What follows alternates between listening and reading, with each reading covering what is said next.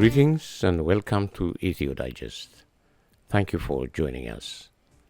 My name is Demis Sisai, and today is Monday, August 4th, 2025, and the following is our weekly compilation of major developments and top news stories in and around Ethiopia. First, the headlines. Major military movements by the Ethiopian and the Eritrean military units alongside their common borders have led many to believe that a breakout of another senseless and destructive war is looming in the Horn of Africa. The United Nations Food Systems Programme, co-hosted by Italy and Ethiopia, held its second meeting in Addis Ababa last week. In another news, a UN agency that's working in Gojam has requested the cooperation of Fano forces in securing their humanitarian activities in the region. The 2-year war in the Amhara region continues to rage without any sign of slowing down, with Fano forces claiming huge victories on several fronts. Crisis continues to unfold in Tigray, in spite of several attempts to bring down the temperature in confrontations throughout the region.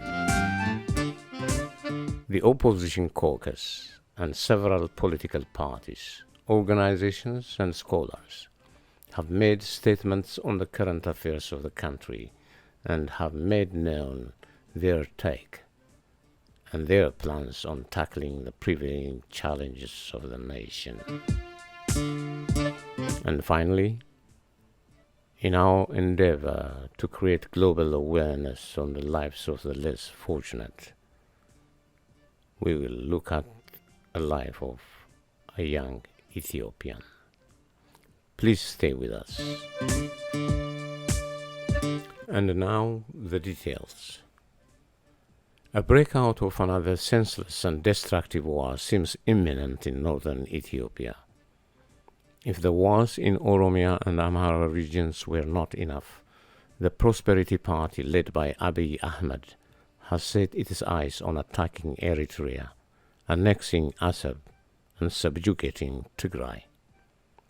While this wish list seems unachievable by any stretch of the imagination, the Prosperity Party is determined to go for it anyway, because the dire situation in the country needs either an honest and straightforward approach or employing a diversionary tactic from focusing on the nation's critical challenges. And not so surprisingly, the Prosperity Party decided to wag the dog. On the other hand, the anti-Asmara and anti-TPLF armed movements in the Afar regions, organized, trained and funded by Prime Minister Abiy Ahmed, who vowed to begin their armed insurgency anytime soon, coupled with the movements of the Ethiopian army units in areas bordering Eritrea and Tigray, plus the narrative and the excuse given to go to war by the Minister of Defense and his generals, who are now holding another emergency meeting in Gondar. And of course, the emergency meeting of the Prosperity Party's Central Committee to address the perturbed economy and the volatile security situation in the country will lead most observers to believe that Ethiopia is on the brink of war. Late in July, the United Nations Food Systems Programme held its second meeting in Addis Ababa. Heading this convention, the Italian Prime Minister stated that the reason she picked Ethiopia to co-host this meeting is to bring the meeting close to where the heart of the problem is: food insecurity. She was proven right. In spite of Abiy Ahmed's peculiar signature trait of big smiles, coupled with his "I can fool anybody" attitude, amplified by his genuflections that have worked in the past and have gotten him a Nobel Peace Prize. In spite of the extravagant display of lights in Addis Ababa, in spite of his obvious physical attraction to the young lady and the fine dining and wining and golf cart riding in Jimma, in spite of all this, the United Nations Food Systems Program produced a 234-page global report on food insecurity and listed Ethiopia as the fourth hungriest nation in the world, with 20 million Ethiopians starving. The other four nations in the top 5 countries list with severe food insecurity were the Democratic Republic of Congo, Nigeria, Sudan, and Bangladesh. And the other countries included in the top 10 hungriest nations of the world are Gaza, South Sudan, Yemen, and Haiti. In another news, Fano forces in Gojam spokesperson Marishet Sahaye has reported that the UN agency that's working in Gojam has requested the cooperation of Fano forces in securing their humanitarian activities in the region.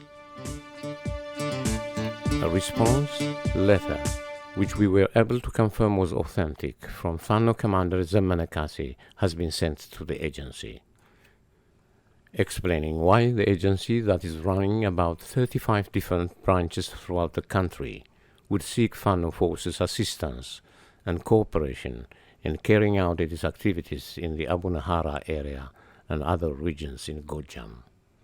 Mr. Marishet added, the agency was aware of the facts on the ground, which is, except for an area of 3 or 4 kilometers radius around a few cities and urban communities, the rest of the Amhara region is under the control of Fano forces, and that they have always worked together in the past, and Fano forces have always ensured the safety and security of the United Nations employees and their equipment while delivering life-saving medicine, clean water, food and clothing to several communities in the region.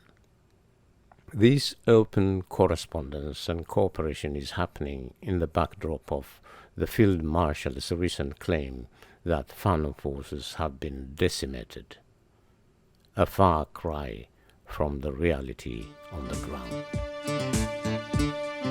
It's been 2 years since the war on the Amhara region was first launched, but the war still continues to rage without any sign of slowing down. Ill-prepared for the pinching wintry wind streams along the majestic mountains and valleys of the Amhara region, plagued by desertions, members of the ENDF were no match to the Fano forces, who continue to claim huge victories on several fronts.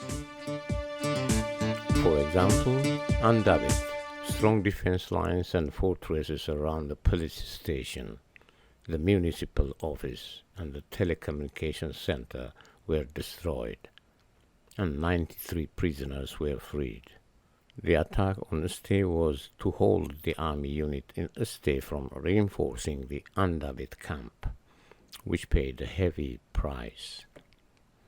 In an interview we held with Colonel Abara Azanau, the high-ranking officer and the former head of the explosive division with the ANDF, who joined the Fano forces recently, improvised explosive devices were used on the attack in the Delgi area, and an ANDF commander and 8 other officers were among the 15 troops killed in the operation.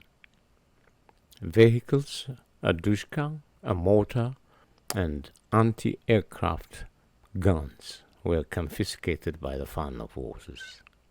Kulmask, 7 cadres of the Prosperity Party were detained by Fano forces. In Bardar, the regional council meeting of the regional state was dispersed after 7 mortar attacks by Fano forces that landed in the vicinity, made it impossible to continue. Operations resulting in heavy losses to the enemy were also carried out in the Fogara and Warata vicinity. And in eastern Belasa, the town of Gohala is totally free. 60 troops and 70 cadres have surrendered, and the waradas of Janamora and Bayeda are totally under the control of Fano groups. Well, that was not a mere military victory. It's rather symbolic, in a sense that the highest point in the Ethiopian landscape, the Semen Mountains, the area that includes Ras Dashan, also known as Ras Dajan locally, are found in this part of the Amhara region. In other words, Fano has elevated itself to the highest point possible in the nation's political landscape. AFPO, Amhara Fano People's Organization, in North Shoa, attacked McCoy and have killed several local officials. In an interview given by Fano leader Asras Mare Damte, Fano has called on all Ethiopians and all political groups to come together and form a coalition and transition to a system built by all for all peoples of the nation. And at the graduation ceremony of a new batch of commandos of Fano forces in Gojam, the spokesperson Mengistu Amhara has responded to the now infamous speech of Field Marshal Brahanu Jula, where he encouraged Tigrayans to break away from Ethiopia instead of bothering the rest of the nation, and where he told Fano forces not to brag and to turn themselves in. Mengistu Amhara responded by saying that these types of words coming out of the head of the Ethiopian Defense Forces clearly displays Abiy Ahmed's wrecking policy of breaking up the nation. And Mengistu Amhara concluded his remarks by calling on all Ethiopians to join the struggle and save the nation from disintegrating. Crisis continues to unfold in Tigray, in spite of several attempts to bring down the temperature in confrontations throughout the region. Abiy Ahmed sent 2 different groups composed of elderly, religious, and influential individuals to Tigray to negotiate peace, when in the first place the one who wanted to start the war was himself, not Tigrayans.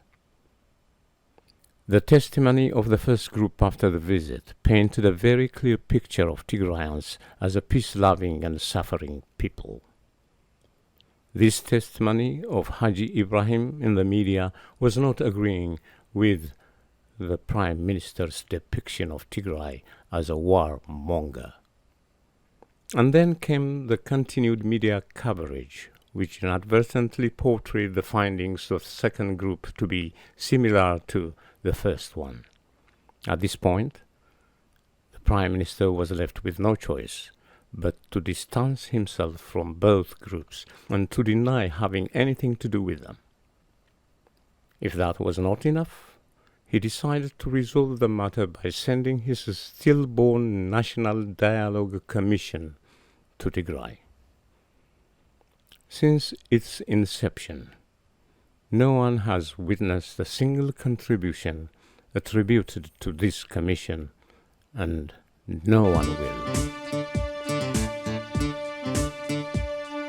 After a peaceful protest by residents of southern Tigray, opposing the interim government's interference and decision of removing the zone administrator of southern Tigray, Haptu Kiros, and after the interim government, led by Taddese Warade, reversed the decision, there was a glimpse of hope that this civilized approach of resolving problems would become the norm in southern Tigray and everywhere else in the country.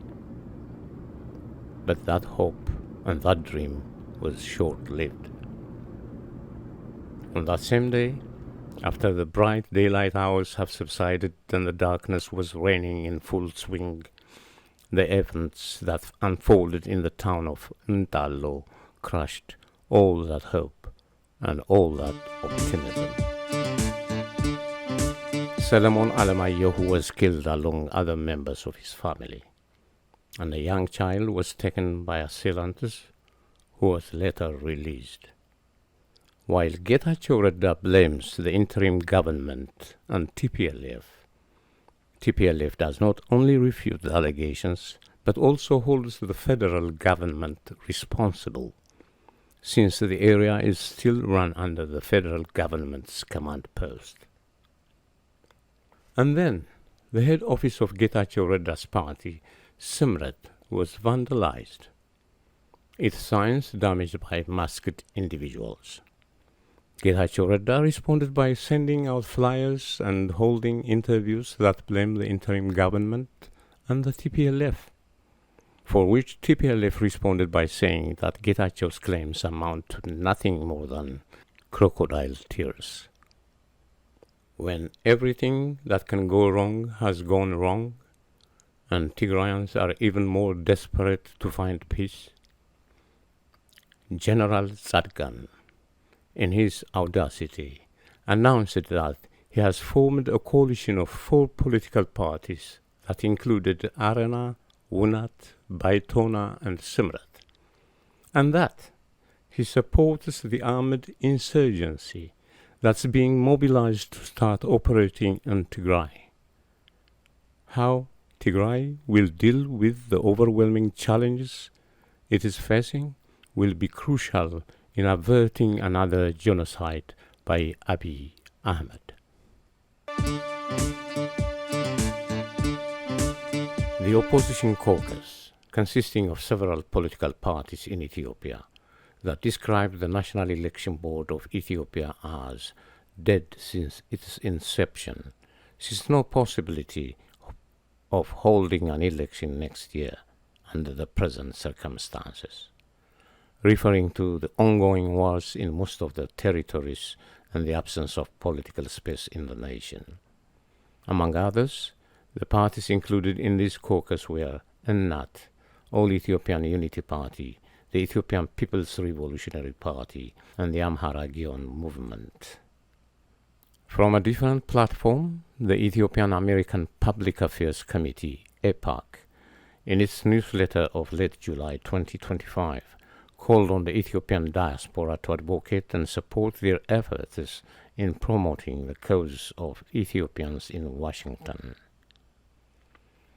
The convention of the Oromo political parties, organizations and scholars, held in Washington state this weekend, have vowed to work with other Ethiopians to forge a coalition and build a democratic Ethiopia. It has also called upon all members of the Ethiopian armed forces to stop killing their brothers and sisters and join the movement against Abiy Ahmed, whom they believed does not represent the interests of the Oromo or the Ethiopian people. And finally, in our endeavor to create the global awareness on the lives of the less fortunate, we present you the picture of a young Ethiopian, Naod Taklay. Naod was abducted and held captive by unknown individuals who demanded the 2 million birr, equivalent to $14,280 ransom money for his release. A few days after that, however, on August 1st, the mutilated and lifeless body of the child was found in a tunnel. Our condolences to Naod's family and several others who are losing their young ones in a violent and gruesome murder such as this. Rest in peace, Naod. Ladies and gentlemen, this concludes our program for the day. Please don't forget to subscribe, like, and share our YouTube channel and programs. Thank you and have the best of times.